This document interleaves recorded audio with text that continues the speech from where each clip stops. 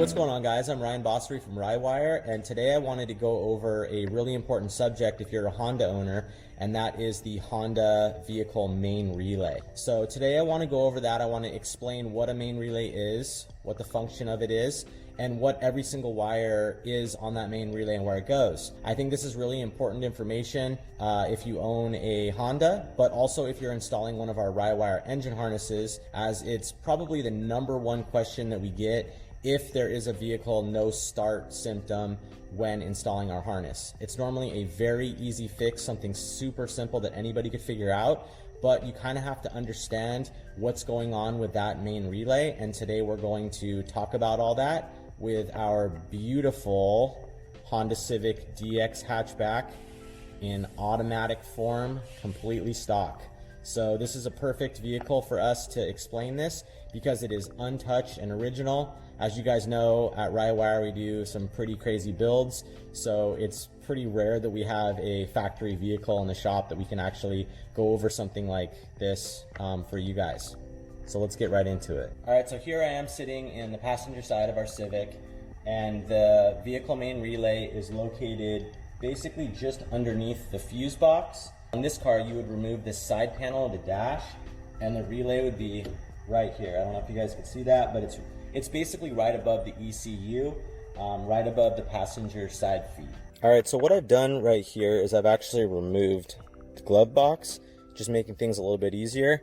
And then I also removed the side of the dash right here, because there's actually like a 10 mil bolt that the main relay bolts to, so you have to access it here, drops down, and then now I just have it like hanging, so it's a little bit easier to access. That's where the ECU is, right here, and then relays down here. This is a aftermarket Honda main relay. It's not a factory one, so they will look the same. Yours just may have some branding here and something different there. So this has been replaced at some point in time. Where we're going to start is, it may be hard to see, but trust me, it's there. There's going to be numbers. So on the left side here, it's going to be numbered 1357. On this side, it's going to be 2, and then 4 is going to be blank because there's a clip right here, and the space where the pin would be is actually the release clip for the connector. And then we have, so 4 is blank, 6, and then 8 at the top. So you can actually look at this for a reference and get these numbers right on the main relay. The next thing that I want to show is that we're going to be using a multimeter. You don't have to have anything special, but this is a fluke meter, pretty low end, but still like a really good unit. But you definitely need a multimeter to do this job. I wouldn't even try to really do it with a test light. And we're going to be using 2 settings. We're going to be using a voltage setting, so it's DC volts, and it'll read basically, you know, 0 or 12 or somewhere in between. And then we'll use continuity. And continuity is basically when you put these 2 sticks together, you'll hear beep, beep, beep, beep. Okay, so that'll tell you if a wire has a start and a finish, for like maybe if you're trying to continuity check for ground. And then the other setting for voltage is going to be like checking for actually like battery voltage or close to it. So one thing I want to mention is that this is a 99 Civic.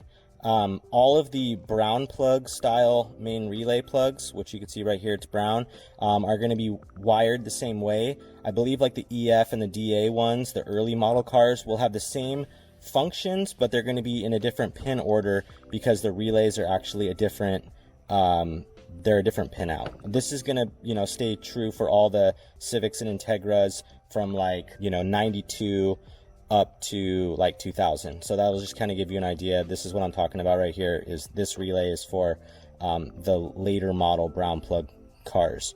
So let's just get right into it. So pin 1, it's going to be a little hard to see, but in our case here, it's a wire that looks kind of yellow because it's kind of old, but it's going to be more of a white. So it's a white with a black stripe. And in reality, it doesn't really matter what color the wire is.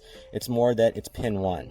Okay, so pin 1 is going to be a constant battery source wire. Constant powers are actually really easy to find because you don't even need to turn your car on to see if it's constant, because literally that wire is connected to the battery at all times. No key on, no nothing. It's always going to be fused and connected to the battery. In our Civic, it's in the under hood fuse box.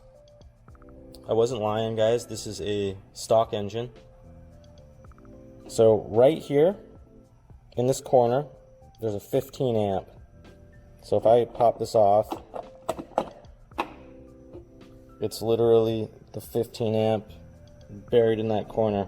Okay, so that is our source for our full-time ignition power wire on our main relay. So what we're going to do here is we're going to back probe pin 1 with our red multimeter stick. We're going to set our meter to DC volts, and you'll see that there's like maybe a little bit of voltage, but there's just a fraction of it, so it's basically nothing. And then what we're going to do is we're going to ground this black stick just right here on ground, and we should see that go to 12 volts. It says open loop, and then it goes to 11, closer to 12. So probably battery's a little bit low, but let's just call that 12 volts. So we know now that pin 1 has constant power. Pin 1 is obviously a great place to start for troubleshooting. It is where the relay gets its power from the fuse box, and it's probably, you know, the first place that you should check for power. It's easy and it's critical. So go ahead and do that. Pin 1, full time, always constant power. So I moved the meter stick over to the solid black wire, which is pin 2. So right here in the corner, it's solid black, red meters in there. We are on open loop on the meter. I'm on the continuity, the audible continuity setting, and I'm gonna go ahead and I'm gonna ground right here. And you guys hear it beeping. So beep, beep, it's open loop and then it closes. So hopefully you guys heard that, but that wire, that black wire, is constantly grounded to the chassis. All right, so we've done pin 1, we've done pin 2, and then we are now on pin 3. So pin 3, if I just turn it a little bit, all of your guys' cars should have this yellow-black wire. Yellow with a black stripe, number 3. So this wire is actually the one that supplies all the power to the ECU. Okay, so ECU that lives right here, it's going to be powering your computer. It's also going to be powering your idle motor. It'll power your fuel injectors, and it'll even power like things like some anti-theft and things of that nature. Narrowband O2 sensor, that wire goes a lot of places. So if you were like in the engine bay, for example, and you wanted to check to see if you were getting ECU power, you could pull a fuel injector and you could try the yellow black on the fuel injector. You could pull the idle air control valve off. You could pull the O2 sensor. So that wire is not a full-time power source. It is actually switched by the ignition switch. So let's show you guys that this wire does go to the ECU and supplies power to the ECU. So what I did was I went on pin 3. This is our yellow black that feeds power to the ECU. Back probed it with a meter, and then I'm going to take the other stick and I'm going to have it on continuity, so they should beep together. Okay, I'm going to go here and I know where it is. I've already unplugged the ECU plug, and I'm going to back probe that.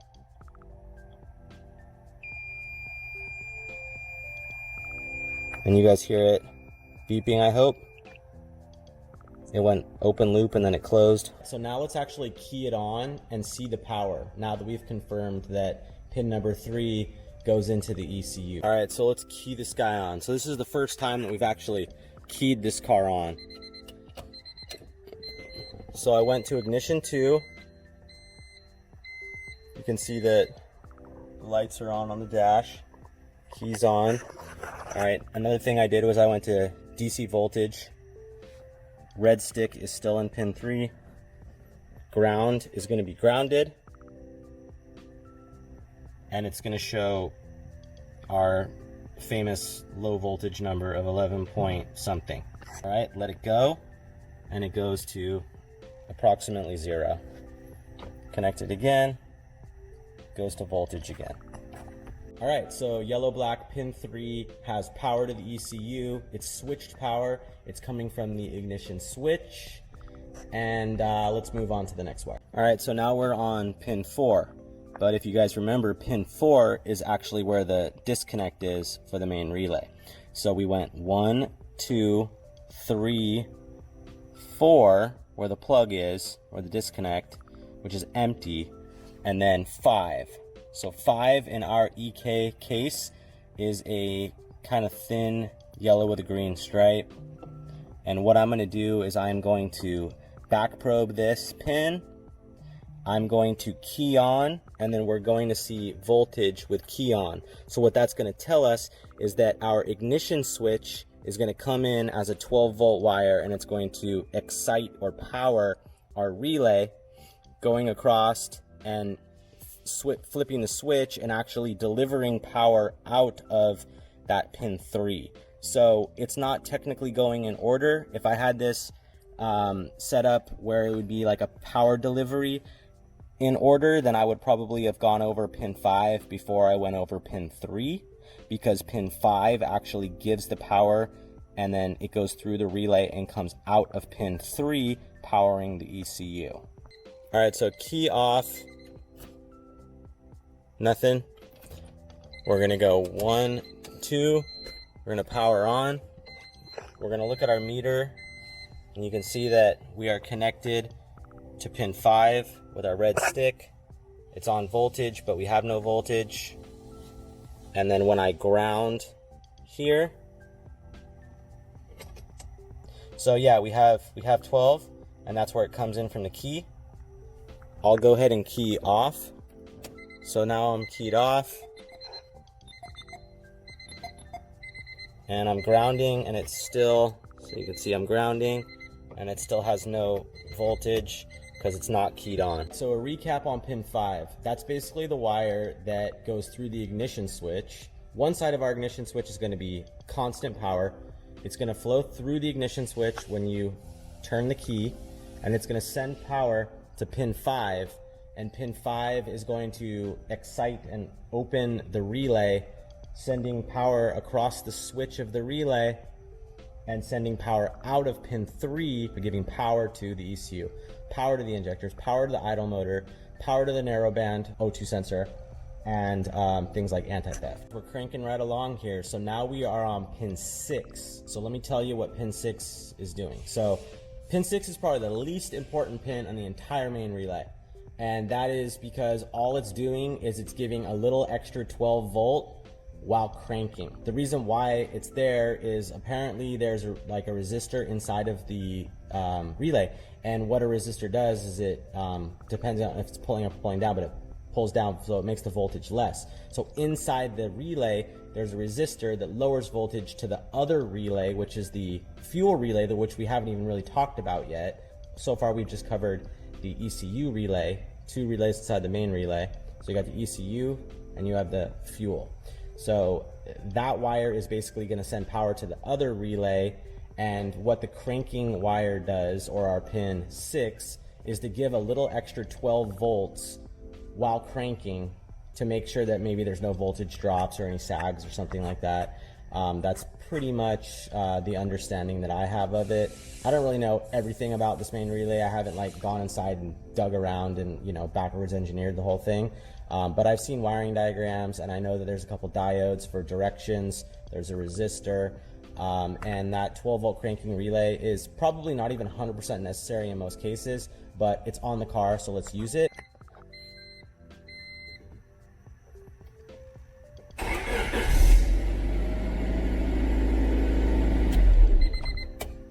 Cool, so what I did right there is I basically showed you guys the multimeter, and hopefully you were able to see it quickly go to something around 12 volts.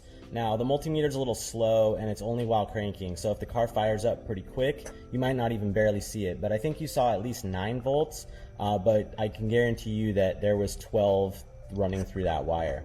Let's have a look back at that relay one more time. So as you can see, if we go 2, 4 is blank, and then 6, this is the pin that we've probed. In our case, pin 6 is a blue with a white stripe. All right, guys, we are on pin 7 now. So pin 7 is actually our fuel pump positive wire. So that wire is going to go out of the main relay, out of pin 7. In our case, it is a yellow with a green stripe.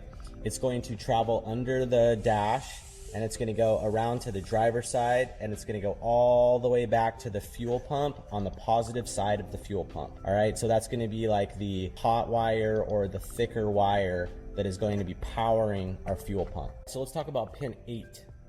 So pin 8, let's have a look at that. All right, so here's pin 8 in the corner. I have the relay turned. This is the view that we used to see it. So it's in the corner. And our color is green with a yellow stripe, and it's a very small wire. So the reason why this wire is so small, and it doesn't need to be big, because what it does is it actually turns on the fuel pump controlled by the ECU. So this, we call it like the low side switch, and what the ECU is doing is it is pulsing ground, and it's exciting ground and sending ground on that wire to energize the relay on a ground side activation. So let me show you guys more visually what's going on here. I disconnected the ECU A connector here, and I back probed it with the black meter. I switched the multimeter to continuity. I have the red stick here, and I'm going to touch our pin 8.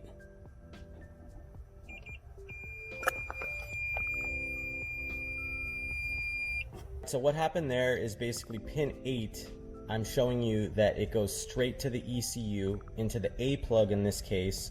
I believe it's pin 16. So pin 16A on an OBD2B Civic is going to be the ground activation pin for the fuel pump. If you look at an ECU wiring diagram, you'll probably see like FLR, and that's for fuel relay. And that's basically, like I said, the ground trigger wire that the ECU uses to turn off and turn on the fuel pump. That fuel control wire is actually really critical. It's important that you have that wire functioning properly. I know sometimes when you're doing like a K-swap or something like that, you kind of have to just like ground that pin. It's not the best idea, you know, it's to get around like the fuel pump immobilizers and stuff like that, but like it's really not the best idea. You kind of want that to properly function. The reason why is, let's say that you got into like a rollover accident or something like that. The ECU actually has different criteria. So if it sees engine synchronization, which is the cam and the crank turn off, so like the car, you know, dies, turns off, then it'll actually relieve ground on that pin and it'll turn off your fuel pump. So it's kind of scary to always just have your fuel pump grounded. I know people kind of have to do it in some situations with maybe their ECUs have immobilizers and stuff, but it's really the best idea to be able to have the ECU have full control over that fuel relay, so it can have a strategy to turn off the fuel pump if the engine is no longer cycling.